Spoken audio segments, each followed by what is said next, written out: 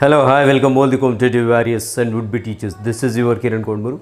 Welcome back to our Perspectives in Education class. So మరి సక్సెస్ఫుల్గా first unit అయితే complete చేయడం జరిగింది.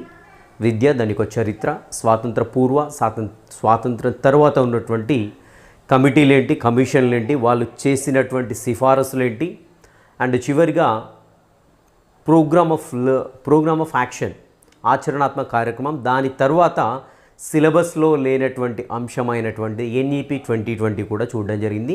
అండ్ కంప్లీట్గా ఫస్ట్ యూనిట్లో ఎలాంటి క్వశ్చన్లు అడిగాడు 2012, అదేవిధంగా 2017 TRTలో PI నుండి ఎలాంటి క్వశ్చన్లు అడిగాడు అన్నీ కూడా చూడడం జరిగింది. రైట్, మరి సెకండ్ సెషన్లోకి ఎంటర్ అయిపోదాం. సెకండ్ చాప్టర్ అయినటువంటి మన సిలబస్లో టీచర్ ఎంపవర్మెంట్, ఉపాధ్యాయ సాధికారత. సో వెరీ సింపుల్ అంశం, చాలా ఈజీగా ఉంటుంది. మెమరీ బేస్డ్ క్వశ్చన్స్ అయితే ఎక్కువగా ఉంటాయి దీంట్లో. సో ఏ సంస్థలు మనకి ఏ అంశాలు అనేవి ఉపాధ్యాయ సాధికారతకు ఉపయోగపడుతున్నాయి, సో వాటి గురించి చదువుకుంటే సరిపోతుంది. సో మరి లెసన్లోకి ఎంటర్ అయ్యే కంటే ముందు ఫస్ట్ ఒక్క మీనింగ్ తెలుసుకుందాం. మీనింగ్ తెలిసి అసలు ఈ చాప్టర్ ఏంది, దీని కథ ఏంది మొత్తం అర్థమైపోతుంటుంది. సో సాధికారత లేదంటే ఎంపవర్మెంట్ అంటే ఏంటి, ఫస్ట్ అది తెలిస్తేనే మనకు లెసన్ అర్థమవుతుంది, లేదంటే అర్థం కాదు. ఎందుకంటే ఆ వర్డ్ వచ్చినప్పుడల్లా ఏంటి కన్ఫ్యూజన్ అవుతుంటుంది. సో సాధికారత అంటే ఎవరైనా ఒక వ్యక్తి, సో ఎక్కడైనా కావచ్చు, అది ఏ రంగమైనా కావచ్చు, ఏ దశ అయినా కావచ్చు, ఒక వ్యక్తి తన సామర్థ్యాలను మెరుగుపరుచుకున్నట్లయితే, తన యొక్క నైపుణ్యాలను మెరుగుపరుచుకున్నట్లయితే దాన్ని సాధికారత అంటాం. ఉదాహరణకు మీరు ఒక ఎగ్జామ్కి ప్రిపేర్ అవుతారు, మీరు ఒక జాబ్ కోసం ప్రిపేర్ అవుతున్నారు. మీకున్న సామర్థ్యాలు చాలనుకుంటారా, మీకు సాధికారత కావాలనుకుంటారా? అంటే మీరు మీ యొక్క సామర్థ్యాలను మెరుగుపరుచుకోవడానికి ప్రయత్నిస్తారు, దాన్నే సాధికారతగా చెప్పండి. సో మరి ఒక జాబ్కు ప్రిపేర్ అయ్యేటప్పుడు మరి మనం ఎలాంటి సామర్థ్యాలను మెరుగుపరుచుకుంటాం? లైక్ కోచింగ్కి వెళ్ళడము, లేదంటే ఎవరినైనా ఒక గైడ్ని రిక్రూట్ చేసుకోవడము, లేదంటే సో టెక్నాలజీని ఇన్కల్కేట్ చేసుకోవడం, టెక్నాలజీని మనము వినియోగించుకోవడము. సో లైక్ యూట్యూబ్ కావచ్చు, సో ఇంకా ఏదైనా టెక్నాలజీ పరంగా మనము ఈబుక్స్ను డౌన్లోడ్ చేసుకోవచ్చు. సో ఇలాంటివన్నీ సామర్థ్యాలని మీరు డెవలప్ చేసుకున్నారనుకోండి, అప్పుడు ఏమవుతుందంటే మీకు సాధికారత ఉన్నట్టుగా చెప్తాం. సో ఇక్కడ మరి ఉపాధ్యాయ సాధికారత అంటే ఉపాధ్యాయుడు తన యొక్క సామర్థ్యాలను మెరుగుపరుచుకోవాలి. ఎందుకు మెరుగుపరుచుకోవాలి? ఉన్న సామర్థ్యాలు సరిపోవా? సో మనకి జాబ్ కంటే ముందు మనం ఆల్రెడీ BEd DEd ఏదో ఒకటి చేసి ఉంటాం కదా. సో ఆల్రెడీ మనం అక్కడ ట్రైన్డ్ కదా ఫుల్లీ. సో ఇంకా ఏంటి అవసరాలు ఏంటి, సో అవి సరిపోతాయి కదా టీచింగ్ లెర్నింగ్ ప్రాసెస్కి అని అనుకున్నట్లయితే మనము, సో ప్రపంచం అనేది డే టు డే ఆధునీకరించబడుతుంది, కొత్త పోకడలు వస్తున్నాయి. సో అంతేకాకుండా మనము మన ఫస్ట్ యూనిట్లో చూసినట్లయితే రకరకాల జాతీయ విద్యా విధానాలు వచ్చాయి మనకి. సో ప్రతి ఒక్క విద్యా విధానంలో కొన్ని లక్ష్యాలు మారుతూ ఉంటాయి, సో కొన్ని కొత్త విషయాల్ని చేరుస్తూ ఉంటారు. సో నేను ఎప్పుడో ఉదాహరణకు 1996లో జాబ్ వచ్చింది. సో 96 తర్వాత మళ్ళీ జాతీయ విద్యా విధానం వచ్చింది కదా, రైట్. సో లైక్ ఇప్పుడు 2020 వచ్చింది. సో తర్వాత అనేక విద్యా లక్ష్యాలను చేంజ్ అయిపోయాయి. సో మరి నేను అప్పుడు తీసుకున్న ట్రైనింగ్ ఏదైతుందో దీన్ని సాధించడానికి నాకు పనికి వస్తుందా అంటే పనికి రాకపోవచ్చు. సో లేదంటే కొన్ని నూతన పోకడలు, ఉదాహరణకు విద్యారంగంలో ICT ఇప్పుడు కీ రోల్ ప్లే చేస్తూ ఉంటుంది. నెక్స్ట్ మీకు ICT ఇంక్లూడ్ చేయడానికి కూడా ఛాన్స్ ఉందండి నెక్స్ట్ సిలబస్లో నాకు తెలిసి అయితే. సో మరి ICTని ఏ విధంగా వినియోగించు, information and communication technology, like ఇప్పుడు సో ఈ డిజిటల్ రంగంలో మొత్తం కూడా లైక్ ఒక స్మార్ట్ బోర్డ్ని ఎలా ఆపరేట్ చేయాలి, ఒక స్మార్ట్ ఫోన్ని ఎలా ఆపరేట్ చేయాలి, ఒక వీడియోని ఎలా అప్లోడ్ చేయాలి, ఒక వీడియోని ఎలా డౌన్లోడ్ చేసుకోవాలి, సో డిజిటల్ బోర్డ్ని ఎలా ఉపయోగించాలి, ఒక ప్రొజెక్టర్ని ఎలా ఉపయోగించాలి. సో ఇలాంటివన్నీ కూడా ఉపాధ్యాయ వృత్తి మెరుగుపరుచుకోవడానికి సాధించాల్సినటువంటి సామర్థ్యాలు. దీనినే మనం ఏమంటామంటే ఉపాధ్యాయ సాధికారతగా చెప్పుకుంటాం, రైట్. ఉదాహరణకి ఏంటంటే ఒక ఉపాధ్యాయ సాధికారతను వాడు ఒక పిల్లవాడికి అప్లై చేయొచ్చా మనం? ఎస్, చేయొచ్చు. ఒక విద్యార్థి, నేను ఒక స్టూడెంట్ని చదువుకుంటున్నాను, సో నేను కూడా సాధికారత పొందాలనుకుంటా, అంటే నా యొక్క సామర్థ్యాలను మెరుగుపరచుకోవాలన్నాను. సో మరి ఒక ఉపాధ్యాయుడు కాకుండా ఒక పిల్లవాడు తన యొక్క సామర్థ్యాలను ఏ విధంగా మెరుగుపరుచుకుంటాడు? ఉదాహరణకు ఒక గ్రంథాలయం ఫెసిలిటీ ఇచ్చారు నాకు, అంటే నా సాధికారతను పెంచుకోవడంలో, నేను ఒక స్టూడెంట్ ఇప్పుడు, ఓకేనా, నా యొక్క సామర్థ్యాలను పెంచుకోవడంలో నా యొక్క పాఠశాల నాకేం ప్రొవైడ్ చేస్తుంది? గ్రంథాలయం ప్రొవైడ్ చేసింది. నేను అక్కడికి వెళ్ళేసి నా యొక్క సామర్థ్యాన్ని పెంచుకుంటాను. నా సబ్జెక్ట్ సంబంధించినటువంటి పర్టికులర్ టాపిక్ కాకుండా ఇంకా వేరియస్ మెటీరియల్స్ కూడా అన్నీ కూడా వేరియస్ బుక్స్ కూడా చదివేసి నా యొక్క సామర్థ్యాన్ని మెరుగుపరుచుకుంటాను. అంటే పాఠశాల నా యొక్క సాధికారత, నా సామర్థ్యాన్ని పెంచుకోవడానికి ఒక స్టూడెంట్గా నాకేమిచ్చింది? ఒక లైబ్రరీ ఇచ్చింది. సో కంప్యూటర్ ప్రొవైడ్ చేస్తారు నేర్చుకోమనేసి, నేను ఆ కంప్యూటర్ టెక్నాలజీ నేర్చుకుంటున్నా, నా సామర్థ్యం పెరిగిందా పెరగలేదా? అంటే ఇలా ఒక ఉపాధ్యాయుడైనా ఒక విద్యార్థి ఎవరైనా సరే ఒక వ్యక్తి ఒక రంగంలో ఉంటే తన యొక్క సామర్థ్యాన్ని మెరుగుపరుచుకోవడమే ఉపాధ్యాయ సాధికారతగా చెప్పుకుంటాం.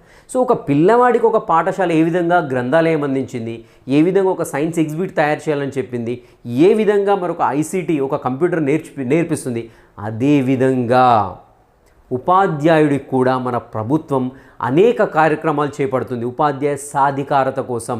ఉపాధ్యాయుడిలో ఉండేటువంటి సామర్థ్యాలను మెరుగుపరుచుకోవడం కోసం మన ప్రభుత్వం, కేంద్ర ప్రభుత్వం కావచ్చు, రాష్ట్ర ప్రభుత్వం కావచ్చు, అనేక కార్యక్రమాలు చేపడుతుంది. ఆ కార్యక్రమాల గురించి కూడా చూడబోతున్నాం. రైట్, నేనైతే మరి క్లియర్ కట్ ఐడియా ఇచ్చాను అనుకుంటున్నాను మీకైతే ఉపాధ్యాయ సాధికారత అంటే. రైట్, ఇప్పుడు స్టెప్ బై స్టెప్గా వెళ్ళిపోదాం, చాలా ఈజీగా ఉంటుంది ఈ టాపిక్. రైట్, ఉపాధ్యాయ సాధికారత, దీన్ని ఇంగ్లీష్లో టీచర్ ఎంపవర్మెంట్. ఎంపవర్మెంట్ అంటే సామర్థ్యాలు మెరుగుపరచడం, అంటే పవర్ని పెంచుకోవడం అనమాట ఎంపవర్మెంట్ అంటే. ఓకేనా? సో ఆల్రెడీ చెప్పుకున్నాం, సామర్థ్యాలను మెరుగుపరచుకోవడాన్ని ఏమంటామంటే సాధికారతగా చెప్పుకుంటాం. సో జస్ట్ మనకి ఇక్కడ ఒకటి స్టేట్మెంట్ అయితే ఇచ్చారు గుడ్మెన్ అనేటువంటి అతను. సో ఉపాధ్యాయ సాధికారత అంటే ఏంటి దాని గురించి ఇచ్చాడు. సో గుర్తుపెట్టుకోండి, ఇక్కడ మనకు పెద్దగా ఎక్కువ శాస్త్రవేత్తలు వాళ్ళు వీళ్ళు ఏమీ ఇంక్లూడ్ కాలేదు. జస్ట్ మన గుడ్మెన్ ఒక సైంటిస్ట్ ఇచ్చాడు. గుడ్మెన్ అంటే ఎంపవర్మెంట్కి అతను ఒకడే. సో గుడ్మెన్ ఇక్కడ ఇచ్చినట్టు స్టేట్మెంట్ అని చూద్దాం. సాధికారత గల ఉపాధ్యాయులు అంటే ఎవరైతే తమ సామర్థ్యాలను మెరుగుపరుచుకుంటారో అలాంటి ఉపాధ్యాయులను ఏమంటాము? సాధికారత గల ఉపాధ్యాయులను అంటాం. సో విషయ విశ్లేషణతో పాటు సృజనాత్మక పద్ధతులను, వనరులను ఉపయోగించి సమర్థవంతంగా వినియోగించుకొని విద్యార్థుల్లో ఆలోచనలు రేకెత్తించి విద్యార్థులకు అనుభవాన్ని కల్పించి వారి సమర్థతను ఇనుమడించేటట్లుగా చేస్తారు అనేసి చెప్తా ఉన్నాడు. ఎవరు? గుడ్మెన్. సో సాధికారత ఎందుకు పొందాలని చెప్తున్నాడు ఈయన.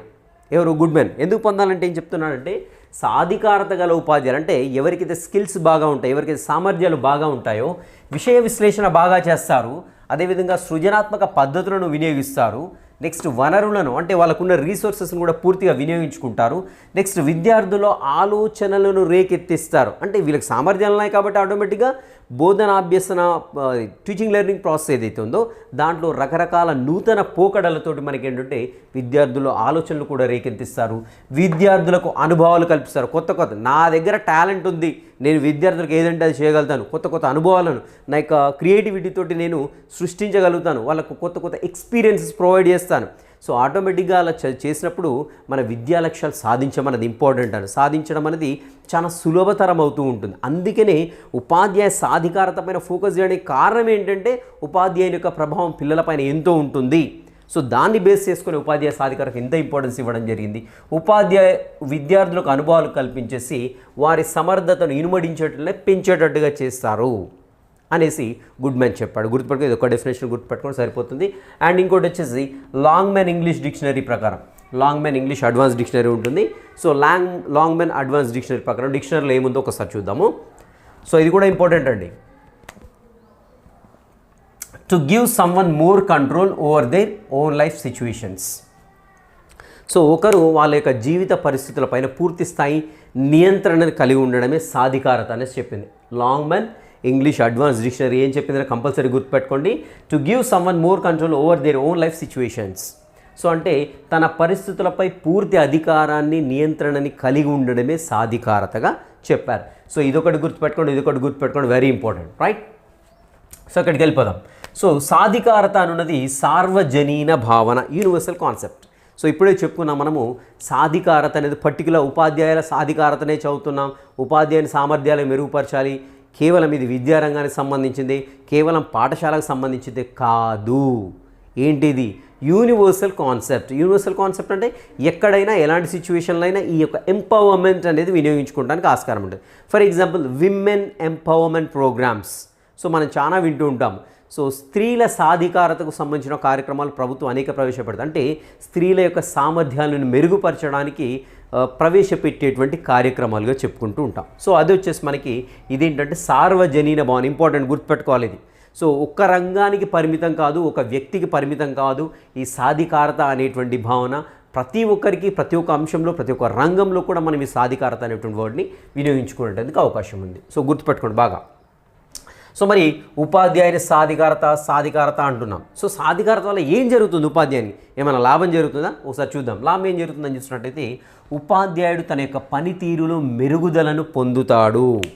సో ఎలా మెరుగుదలను పొందుతుంటాడు అని చూసినట్టయితే సాధికారత, నాకు సామర్థ్యం లేదు ఏంటి, ఫర్ ఎగ్జాంపుల్ మా యొక్క ఇన్స్టిట్యూషన్కి, మా యొక్క స్కూల్కి ఒకటి మంచి అడ్వాన్స్డ్ టెక్నాలజీ ఉన్నటువంటి ఒక కంప్యూటర్ లేదంటే ల్యాప్టాప్ ఇచ్చాడు, లేదంటే ఒక కేయాని ఇచ్చాడు, లేదంటే ఒక ప్రొజెక్టర్ ఇచ్చాడు. సో ఇలా ఏదో ఒకటి ఎలక్ట్రానిక్ గ్యాడ్జెట్ని ఇవ్వడం జరిగింది. సో నాకు దాని గురించిన పూర్తి స్థాయి అవగాహన లేదు, 0% నాలెడ్జ్ ఉంది. సో అప్పుడు ఏమవుతుంది, సాధికారత కార్యక్రమాల్లో నేను అటెండ్ అయ్యి దాని గురించి పూర్తి సమాచారం నేర్చుకున్నాను అనుకోండి. సో ఎలా ఆపరేట్ చేయాలి, ఎలా వినియోగించుకోవాలి అనేది మొత్తం నేర్చుకున్నాను అనుకోండి. సో అప్పుడు ఏమవుతుంది, నాకు పనితీరులో మెరుగుదల అనేది సంభవిస్తుంది. సో నేను డెవలప్ అవుతూ ఉంటాను, నా ప్రొఫెషనల్ డెవలప్మెంట్ అనేది జరుగుతూ ఉంటుంది. నెక్స్ట్ అదేవిధంగా సామర్థ్యాల అభివృద్ధి, రైట్. సో బోధనాభ్యాసంలో నూతన ఒరవడిని, సో అడ్వాన్స్ టెక్నాలజీస్ ఏమవుతున్నాయో లేకుంటే అడ్వాన్సెస్ ఉన్నాయో టీచింగ్ లెర్నింగ్ ప్రాసెస్, వాటిని అన్నిటి కూడా నేను పొందుతూ ఉంటానన్నమాట. సో కాబట్టి ఖచ్చితంగా ఉపాధ్యాయ సాధికారతకు సంబంధించిన కార్యక్రమాల్లో తప్పకుండా ప్రతి ఒక్క ఉపాధ్యాయుడు కూడా అటెండ్ అయితే ఖచ్చితంగా తన యొక్క బోధనాపరం కావచ్చు, వృత్తిపరం కావచ్చు, వ్యక్తిగతం కావచ్చు, అనేక సామర్థ్యాలను డెవలప్ చేసుకునేందుకు అవకాశం అయితే ఉంది, రైట్. సో ఇది వచ్చేసి మనకి సాధికారత వల్ల ఉపాధ్యాయునికి లాభాలండి. ఇంకా ఉన్నాయి చూద్దాము. సో ప్రజెంట్ అట్లా లైట్గా ఇదేంటి సాధికారత వల్ల లాభాలు ఏంటి అనేది. నెక్స్ట్ మరి ఉపాధ్యాయ సాధికారత ఏదైతే ఉందో దీన్ని ప్రభావితం చేసేటువంటి అంశాలు ఏంటి అని చూసినట్లయితే ఇవన్నీ కూడా నాలుగు ఉంటాయి. సో ఈ 4 ఏంటి అని చూసినట్లయితే ఒకసారి చూద్దాము. ఈ 4 అన్నీ కూడా ఒకదానికొకటి కాంప్లిమెంటరీగా ఉంటాయి, పరిపూరకాలుగా ఉంటాయి. సో మరి పరిపూరకాలు అంటే మన మీనింగ్ తెలియాలి. సో పరిపూరకాలు అంటే ఏంటంటే ఒకటి డెవలప్ అయింది అనుకోండి ఇంకోటి కూడా ఆటోమేటిక్గా డెవలప్ అవుతుంది, ఒకటి తగ్గిపోయింది అనుకోండి ఇంకోటి కూడా ఆటోమేటిక్గా తగ్గిపోతుంది. సో అలా ఉంటే దాన్ని ఏమంటామంటే కాంప్లిమెంటరీ లేదంటే పరిపూరకాలుగా చెప్పుకుంటూ ఉంటాం. సో మరి సాధికారతను ప్రభావితం చేసేటువంటి అంశాలని ఏంటి అని చూసినట్లయితే ఫస్ట్ వచ్చేసి ఉపాధ్యాయుడి యొక్క రూపచిత్రాలు లేదంటే profile of the teacher and వచ్చేసి లక్షణాంశాలు, క్యారెక్టరిస్టిక్స్. సో ఇది మరి సాధికారణ ఎంతవరకు ప్రభావితం చేస్తుందో చూద్దాం. సో మరి ప్రొఫైల్ అంటే మనకు తెలియాలి, ఓకేనా. ప్రొఫైల్ అంటే ఏంటి, ఉపాధ్యాయుని యొక్క ప్రొఫైల్ ఏంటి, ఈ లక్షణాంశాలు ఏంటి. సో ఒక ఉపాధ్యాయుని యొక్క ప్రవర్తన ఏ విధంగా ఉంది, శారీరకంగా ఏ విధంగా ఉన్నాడు, మానసికంగా ఏ విధంగా ఉన్నాడు, ఒక డ్రెస్సింగ్ ఏ విధంగా ఉంది, తన యొక్క కుటుంబ నేపథ్యం ఏంటి, ఆర్థిక నేపథ్యం ఏంటి. సో తనకు సంబంధించిన ఓవరాల్గా బేసిక్ ఇన్ఫర్మేషన్ ఏదైతే ఉందో దాన్ని మొత్తం కూడా ప్రొఫైల్గా చెప్పుకుంటూ ఉంటాం. సో మరి దీనికి అదేవిధంగా సాధికారతకు సంబంధం ఏంటి అనేది ఒకసారి చూద్దాం ఇక్కడ. సో సాధికారతను ప్రభావితం చేస్తుందా ఈ యొక్క ప్రొఫైల్ అనేది చూద్దాం ఒకసారి. ఉదాహరణకు నేను ఆర్థికంగా బాగా చితికిపోయి ఉన్నాను. సో నాకు ఆర్థికంగా ఏమాత్రం కూడా నాకు సపోర్ట్ లేదు. సో నేను బాగా పువర్ టీచర్ని అనమాట నేను, ఓకేరా. సో మరి నేను సాధికారత నాకు బాగా ఉన్నది ఏంటి, సాధికారత అంటే నా యొక్క సామర్థ్యాన్ని మెరుగుపరచుకోవాలని తపన మాత్రం బాగా ఉంది. నాకు ఒక డిజిటల్ బోర్డు కావాలి, లేదంటే ఒక కెమెరా కావాలా, లేదంటే ఒక ల్యాప్టాప్ కావాలా. సో నాకు ఇప్పుడు ఆర్థిక స్థితి అనేది నా యొక్క ప్రొఫైల్లో ఉన్నటువంటి ఒక అంశాన్ని తీసుకుంటున్నా, నా ఆర్థిక స్థితి సాధికారత పైన ప్రభావితం చూస్తుందంటే చూస్తుంది. నాకు ఉన్నట్లయితే నేను అవి కొనుక్కున్న నా యొక్క సామర్థ్యాన్ని, నా ఎబిలిటీస్ని పెంచుకుంటాను. సో నాకు ఎకనామికల్గా నేను ఫిట్గా లేను. సో కాబట్టి ఏమవుతుంది, ఆటోమేటిక్గా సాధికారత పొందలేను, నేను నా యొక్క సామర్థ్యాలను డెవలప్ చేసుకోవాలి. సో ఇలా ప్రతి ఒక్క ప్రొఫైల్లో ఉండేటువంటి అంశం అనేది ఖచ్చితంగా సాధికారత పైన ప్రభావం చూపిస్తూ ఉంటుంది. ఉదాహరణకు ఫర్ ఎగ్జాంపుల్ నేను ఒక ఫిజికల్లీ ఒక ఛాలెంజ్ ఉన్నాను, లైక్ నా కళ్ళు సరిగ్గా కనిపించట్లేదు, లేకుంటే స్టట్టరింగ్ ఉంది, నా నోట్లో ఉండి మాట సరిగా రావట్లేదు, లేకుంటే నా చెవులు అనేది సరిగా వినపడట్లేదు. సో ప్రొఫైల్లో నాకు ఇదో భాగం అంటే శారీరకంగా నేను కొంచెం వీక్గా ఉన్నాను. సో నేను ఒక ట్రైనింగ్ అటెండ్ అవుతాను. సో అటెండ్ అయినప్పుడు నేను సరిగ్గా చూడలేను, సరిగ్గా వినలేను అనుకోండి. సో అప్పుడు సాధికారత పైన డైరెక్ట్ అంటే నాకు సామర్థ్యాన్ని మెరుగుపరుచుకోలేను. సో ఇలా మనకి ఉపాధ్యాయుడి ప్రొఫైల్ అనేది వారి యొక్క లక్షణాంశాలు. సో లక్షణాంశాలు అంటే ఫర్ ఎగ్జాంపుల్ నాకు లక్షణం ఉంది, సో నేను ఆర్థికంగా బాగా ఉన్నాను, ఓకేనా. నా పాఠశాల నాకు అడ్వాన్స్డ్ టెక్నాలజీ కలిగి ఉండే మెషినరీ కూడా ఇచ్చేసింది, ఒక ల్యాప్టాప్ ఇచ్చింది. ల్యాప్టాప్ ఇచ్చడం నా యొక్క సామర్థ్యాన్ని మెరుగుపరచుకోవాలి కదా. సో నా యొక్క లక్షణం ఏంది, నా యొక్క గుణం ఏంది, ఏంద్రన ఆయన ఈ సోదేంది, ఈడు పంపిస్తాడు, ఆడు పంపిస్తాడు, అది నేర్చుకుంటాడు, ఇది నేర్చుకోమంటాడు, ఏం నేర్చుకోండి, నేను నేర్చుకోను, నా వల్ల కాదు, నాకు రాస్తారు అసలు, నాకు అది అంటే తెలియదు, నేను ఎట్లా నేర్చుకుంటా సార్, నాకు అసలు ఇష్టమే లేదు సార్, నాకు అసలు తెలుస్తలేదు సార్. సో నా యొక్క భావన ఏముంది ఇక్కడ, నా యొక్క లక్షణం ఏముంది, నాకు వద్దు అన్నప్పుడు సామర్థ్యాలు మెరుగుపరుచుకోలేను. సో కాబట్టి ఉపాధ్యాయుడి యొక్క ప్రొఫైల్ కానివ్వండి, అదేవిధంగా క్యారెక్టరిస్టిక్స్ కానివ్వండి, మనకి సాధికారత పైన ఖచ్చితంగా ప్రభావాన్ని చూపిస్తూ ఉంటుంది, ప్రభావితం చేస్తుంది. నెక్స్ట్ వచ్చేసి వృత్తిపూర్వ శిక్షణ, pre service training. So service అంటే ఏంటంటే ఇక్కడ జాబ్ అనమాట. సో జాబ్లోకి వచ్చే కంటే ముందు ఉంటే ప్రీ సర్వీస్ ట్రైనింగ్ అంటాం అనమాట. సో ప్రీ సర్వీస్ ట్రైనింగ్ కూడా మనకి ఏంటంటే సాధికారతను ప్రభావితం చేస్తుంది, రైట్. సో ఇప్పుడు ఒక బీఎడ్ చేసిన అభ్యర్థి లేదంటే ఒక డిఎడ్ చేసిన అభ్యర్థి లేదంటే సాధారణ ఎడ్యుకేషన్ ఒక డిగ్రీ చేసిన 2 అభ్యర్థులు ఉన్నారు. సో ఓకే, ఒక లెసన్ ఇచ్చేసి ఒకరిని చెప్పమంటాను, వీళ్ళిద్దరిని ఎవరు బాగా చెప్తారంటే ఆల్రెడీ ప్రీ సర్వీస్ ట్రైనింగ్ ఎవరైతే పొందారో వాళ్ళు బాగా చెప్తారు. ఎందుకంటే ఆటోమేటిక్గా పిల్లలు ఏంటి, వాళ్ళ యొక్క మానసిక స్వభావం ఏంటి, వాళ్ళకి ఎలా చెప్తే అర్థమవుతుంది, నా యొక్క టీచింగ్ లెర్నింగ్ స్ట్రాటజీ ఏంటి, సో నా యొక్క ఉపగమం ఎలా ఉండాలి, సో నేను ఎలా ప్లాన్ చేసుకోవాలి, 45 మినిట్స్ నేను ఎలా చెప్తే బాగుంటుంది, ఎలా విద్యార్థులను ఇవాల్యుయేట్ చేయగలను, మొత్తం కూడా ఒక ట్రైనింగ్ చేసిన అభ్యర్థి దగ్గర ఉండేటువంటి సామర్థ్యాలు అవి. సో కాబట్టి వృత్తిపూర్వ శిక్షణ ఖచ్చితంగా సాధికారతను ప్రభావితం చేస్తుంది. సో ఇక్కడ పర్ఫెక్ట్గా ఉన్నట్లయితే ఉపాధ్యాయుడి సామర్థ్యాలు బాగా ఉంటాయి. సో కాబట్టి ప్రీ సర్వీస్ ట్రైనింగ్ ద్వారా సో మనకి సాధికారత అనేది ప్రభావితం చేయబడుతుందని చెప్తూ ఉన్నారు. నెక్స్ట్ విద్యా ప్రణాళిక లక్ష్యాలు, objectives of educational curriculum. So మరి ఆబ్జెక్టివ్స్ ఆఫ్ ఎడ్యుకేషనల్ కరిక్యులం కూడా సాధికారతను ప్రభావితం చేస్తుంది. సో ఉదాహరణకు ఇంతకుముందు చెప్పుకున్నట్టుగా సో విద్యా లక్ష్యాల్లో మనకి మా పాఠ్య ప్రణాళిక ఒకటి పిల్లలకి కంప్యూటర్ బుక్ పెట్టాడు. సో బుక్ పెట్టి పిల్లలకు నేర్పించమంటాడు. సో నేర్పించినప్పుడు ఏంటి, ఖచ్చితంగా మనకు ఆ సామర్థ్యం ఉంటేనే వాళ్ళకు నేర్పిస్తుంటాం. సో ఇలా ప్రణాళిక లక్ష్యాలు ఏవైతే ఉన్నాయో ఖచ్చితంగా సాధికారతను ప్రభావితం చేస్తూ ఉంటాయి. సో నాకు అప్పుడు ఏమనిపిస్తుంది, నేను ఈ పాయింట్ ఆఫ్ వ్యూలో నేను బాగా డెవలప్ చేసుకోవాలి నా ఎబిలిటీస్ అనేసి ఒక ఆలోచన వస్తుంటుంది. సో కాబట్టి ఆటోమేటిక్గా దానికి సంబంధించిన ప్రోగ్రామ్స్ ఏమైనా పెట్టినట్లే నేను అటెండ్ కావడం, నా యొక్క సామర్థ్యాలను మెరుగుపరచుకోవడానికి ట్రై చేస్తాను. సో కాబట్టి విద్యా ప్రణాళిక లక్ష్యాలు ఏవైతే ఉన్నాయో అవి కూడా ఖచ్చితంగా సాధికారతను ప్రభావితం చేస్తూ ఉంటాయి. నెక్స్ట్ విద్యార్థుల అచీవ్మెంట్స్ని ఇవాల్యుయేట్ చేయడం అన్నమాట. సో మరి విద్యార్థుల సాధన లేదంటే ఉపలబ్ధి అంటే గుర్తుపెట్టుకోవాలి, ఇలాంటి వర్డ్స్ గుర్తుపెట్టుకోండి. క్వశ్చన్ ఇలాంటి వర్డ్స్ ఫ్రేమ్ చేస్తే మనకు అది అర్థం కాదు ఇంకా అక్కడ. సో అర్థం కాకుండా క్వశ్చన్ వదిలిపెట్టడం జరుగుతుంది, లేకుంటే ఏదో తప్పు పెట్టేస్తాం. విద్యార్థుల ఉపలబ్ధి మూల్యాంకనం చేయడం. సో మరి ఈ మూల్యాంకనం చేయడంని పైన సాధికారతను ప్రభావితం చేస్తుందా? విద్యార్థుల ఉపలబ్ధి మూల్యాంకనం అనేది సాధికారతను ప్రభావితం చేస్తుందా, ఏ మేరకు ప్రభావితం చేస్తుందని చూసినట్లయితే ఇక్కడ మనకి ఫర్ ఎగ్జాంపుల్ విద్యార్థుల ఉపలబ్ధి అన్నాం. సో ఏదో ఒకటి అచీవ్ చేశాడు విద్యార్థి. సో ఒకటి చెప్పాం, మనం ఒక విషయ జ్ఞానాన్ని చెప్పాం. సో వాడిని ఇవాల్యుయేట్ చేయాలి నేను ఇప్పుడు. సో ఇవాల్యుయేట్ చేయాలంటే ఇవాల్యుయేషన్ టూల్స్ అనేవి రకరకాలుగా ఉంటుంటాయి. సో కొన్ని ప్రజ్ఞాలబ్ధికి సంబంధించినవి, లేకుంటే ఇవాల్యుయేషన్కి సంబంధించిన టెక్నిక్స్, లేదంటే సంథింగ్ కొన్ని మిషనరీస్ని ఉపయోగించి నేను విద్యార్థిని ఇవాల్యుయేట్ చేయాలి. సో అలా ఇవాల్యుయేట్ చేయడం నేను ఫస్ట్ ఆ సామర్థ్యాన్ని ఇంప్రూవ్ చేసుకోవాల్సి ఉంటుంది కదా. సో అలా ఇంప్రూవ్ చేసుకోవడానికి ఖచ్చితంగా సాధికారతను దాని యొక్క ప్రభావం అన్నది చూపిస్తూ ఉంటుంది అన్నమాట. సో ఇలా మనకేంటంటే సాధికారతను ఇవన్నీ కూడా ప్రభావితం చేస్తూ ఉంటాయి. ఏంటి అని చూసినట్టయితే ఉపాధ్యాయుడి యొక్క ప్రొఫైల్, టీచర్ యొక్క ప్రొఫైల్ అండ్ క్యారెక్టరిస్టిక్స్, అండ్ వచ్చేసి ప్రీ సర్వీస్ ట్రైనింగ్, వృత్తిపూర్వ శిక్షణ, విద్యా ప్రణాళిక లక్ష్యాలు, విద్యార్థుల ఉపలబ్ధి మూల్యాంకనం. ఈ 4 అంశాలని ఖచ్చితంగా గుర్తుపెట్టుకోవాలి. సో ఎందుకంటే మనకి ఇక్కడ నెగిటివ్ క్వశ్చన్ చేయడానికి ఛాన్స్ ఉంది. ఉదాహరణకి ఏమని అడుగుతుందంటే క్వశ్చన్లో ఉపాధ్యాయ సాధికారతను క్రింది వాటిలో ప్రభావితం చేయని అంశం ఏంటి అంటాడు. ఇలా 4 ఆప్షన్స్ ఉన్నప్పుడు ప్రభావితం చేయని అంశం అంటాడు. సో దీంట్లోంచి 3 ఇస్తాడు, ఇంకేదో ఇస్తాడు. ఖచ్చితంగా ఇది గుర్తుపెట్టుకోండి, ఇలాంటి వాటిలో ఉండే క్వశ్చన్ వస్తుంది, గుర్తుపెట్టుకోవాలి ఖచ్చితంగా. ఓకేనా. సో ఈ 4 కూడా ఒకదానికొకటి పరిపూరకాలుగా ఉంటాయి. సో ఏంటి పరిపూరకాలుగా ఉండడం ఏంటి అని చూసినట్లయితే, సో పరిపూరకాలు అంటే కాంప్లిమెంటరీ అంటాం. ఉదాహరణకు ఉపాధ్యాయుడి యొక్క రూపచిత్రాలు, నెక్స్ట్ వృత్తిపూర్వ శిక్షణ, ఇవి 2 పరిపూరకాలుగా ఉంటాయి. ఒకసారి చూద్దాం. సో ఉదాహరణకి ఇక్కడ ఉపాధ్యాయుడు, ఇక్కడ మనకి ఫర్ ఎగ్జాంపుల్ ప్రొఫైల్ చూసినట్లయితే ఉదాహరణకు ఒక చెవిటి లేదంటే ఒక కళ్ళు మస్క కనిపించేటువంటి ఒక ఉపాధ్యాయుడు ఉందనుకుందాం. సో అలా ఉపాధ్యాయుడు ఉన్నప్పుడు ఏంటి, వృత్తిపూర్వ శిక్షణ అనేది సమర్థవంతంగా చేసుకోలేడు కదా. సో ఉదాహరణకు టీచింగ్ ప్రాక్టీస్ పంపించాము, సో చేయగలుగుతాడా, చేయలేడు. సో లేకుంటే అక్కడ నేను బీఎడ్ చేసేటప్పుడు ఒక టీచర్ చెప్తూ ఉన్నారు, లెసన్ చెప్తున్నారు, నేను సరిగ్గా వినగలనా, వినలేను.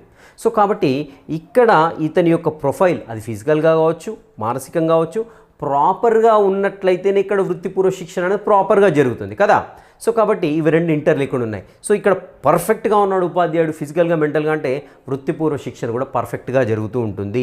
సో వృత్తిపూర్వ శిక్షణ పర్ఫెక్ట్గా జరిగిందనుకోండి, విద్యా ప్రణాళిక లక్ష్యాలు సమర్థవంతంగా సాధించబడతాయి. సో మరి విద్యార్థులు ఏ మేరకు నేర్చుకున్నారనేది పర్ఫెక్ట్గా ఇవాల్యుయేట్ కూడా చేయగలుగుతాడు. అంటే ఇవన్నీ కూడా ఇంటర్లింక్డ్. సో ఏదొక్కటి మిస్ అయినా కానీ దాని యొక్క ఎఫెక్ట్ అనేది వేరే దానిపైన ఉంటుంటుంది, రైట్.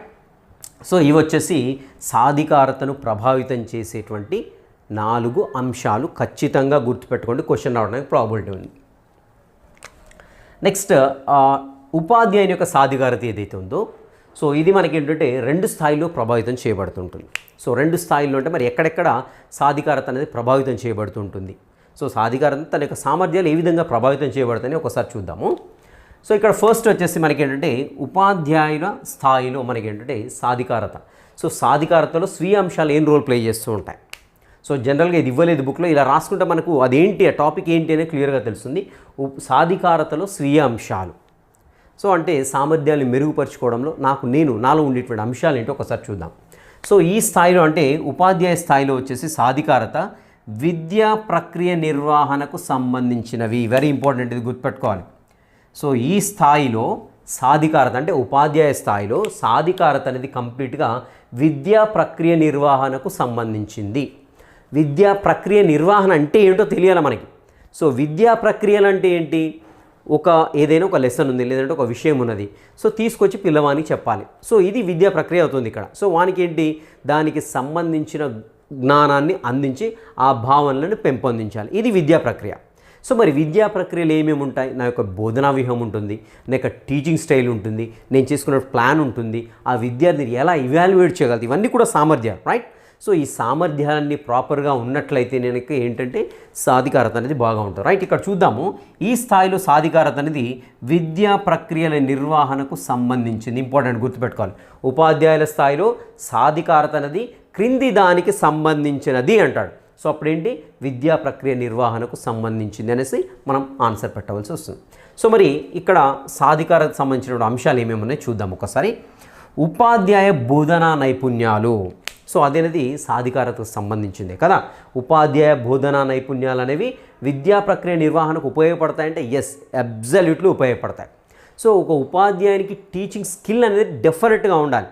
సో అలా ఆ సామర్థ్యం ఉన్నట్లయితేనే మనకేంటంటే విద్యా ప్రక్రియ నిర్వహణ ప్రాపర్గా అవుతుంది. సో నా దగ్గర టీచింగ్ స్కిల్లే లేదు, నా దగ్గర నైపుణ్యమే లేదు, సో అలాంటప్పుడు ఏమవుతుంది, విద్యా ప్రక్రియ నిర్వహణ అనేది కుంటుపడడానికి అవకాశం ఉంటుంది. సో కాబట్టి ఎట్టి పరిస్థితుల్లో ఉపాధ్యాయుని స్థాయిలో ఈ యొక్క మనకి సామర్థ్యం అనేది ఖచ్చితంగా ఉండాలి. ఉపాధ్యాయ బోధనా నైపుణ్యాలు. నెక్స్ట్ ఉపాధ్యాయుని యొక్క తెలివితేటలు, రైట్? సో తెలివితేటలు ఉంటేనే కదా సామర్థ్యం ఇంప్రూవ్ అవుతుంది. నెక్స్ట్ ఇవన్నీ కూడా అచీవ్ చేయగలుగుతాం. నెక్స్ట్ అదేవిధంగా ఎంత తెలివిగా ఉపాధ్యాయుడు టీఎల్ఎంని ఎంపిక చేసుకుంటున్నాడు, అదేవిధంగా వినియోగిస్తున్నాడు. సో టీచింగ్ లెర్నింగ్ మెటీరియల్, బోధన అభ్యసన సామాగ్రిగా చెప్పుకుంటాం. సో ఏ మేరకు దాన్ని ఎంపిక చేసుకుంటున్నాడు, ఎంత కరెక్ట్గా ఎంత సూటబుల్ది ఎంపిక చేసుకుంటున్నాడు. సో తన దగ్గర కెపాసిటీ, దాని దగ్గర సామర్థ్యం ఉంటేనే వాటి సరైన దాన్ని ఎంపిక చేసుకోగలుగుతుంటాడు. నెక్స్ట్ వినియోగించగలుగుతూ ఉంటాడు. సో ఇది కూడా ఉపాధ్యాయ సాధికారత పైన ప్రభావితం చూపిస్తూ ఉంటుంది. సో ఇక్కడ ఉదాహరణకు ఒక ఎగ్జాంపుల్ చెప్తాను నేను. 8th క్లాస్లో సెకండ్ యూనిట్లో కణం ఉంది. కణము మౌలిక ప్రమాణం, బేసిక్ యూనిట్ ఉంది. Cell is the basic unit of the life అనేది ఒకటి ఉంటుంది. సో దాంట్లో ఉల్లిగడ్డ పొరలో ఉండేటువంటి కణాలని విద్యార్థులకు చూపించాలి, దాని గురించి నేర్పించాలి. ఇప్పుడు టీఎల్ నేమ్ ఎన్నుకోవాలి, ఏమి తీసుకుంటే బాగుంటుంది. ఉదాహరణకు టెక్స్ట్ బుక్ తీసుకొచ్చి అరే ఇలా ఉంటుంది అని చూపెట్టాను, టీఎల్ఎంఏ అవుతుంది ఇప్పుడు, ఓకేనా? సో ఇంకొక టీచర్ ఎలా చేస్తాడు, మనకి ఒక చార్ట్ తీసుకొస్తాడు, పెట్టేస్తాడు, పెద్దగా కనపడుతుంటుంది. సో ఇలా ఉంటుందిరా. సో ఇంకొక ఉపాధ్యాయుడు అంటే టీచింగ్ స్టైల్ చూడండి, టీచింగ్ స్ట్రాటజీ ఎలా ఉంది ఒక్కొక్క ఉపాధ్యాయుడు. సో మంచి కలర్ చాక్ తీసుకొని బోర్డు నుండి ఇంత పెద్దగా గీస్తాడు, అదొక స్ట్రాటజీ ఉంటుంది. సో ఇంకో ఉపాధ్యాయుడు ఏం చేస్తాడు, చాలా అరే రాండ్రా మనం అందరం ల్యాబ్లోకి వెళ్ళాం, కంప్యూటర్ ల్యాబ్లో, అక్కడ మీకు పెద్ద స్క్రీన్ ఉంటుంది, ఆ స్క్రీన్ పైన చూపిస్తా అనేసి అక్కడ డిసెక్షన్ చేస్తుంటే ఉల్లిగడ్డ పొరను తీసుకొని మనకి ఏంటి మైక్రోస్కోప్ కింద పెట్టేసి దానిపైన సాఫ్రాన్ వేసి కడిగి మళ్ళీ తీసి పెట్టి లైటింగ్ సెట్ చేసుకొని పిల్లలందరూ చూపించేటువంటి ఒక వీడియో ఉంటుంది. సో ఆ వీడియోని చూపిస్తాడు ఇంకో విద్యార్థి, ఇంకా కొంచెం ఎఫెక్ట్గా ఉంటుంది.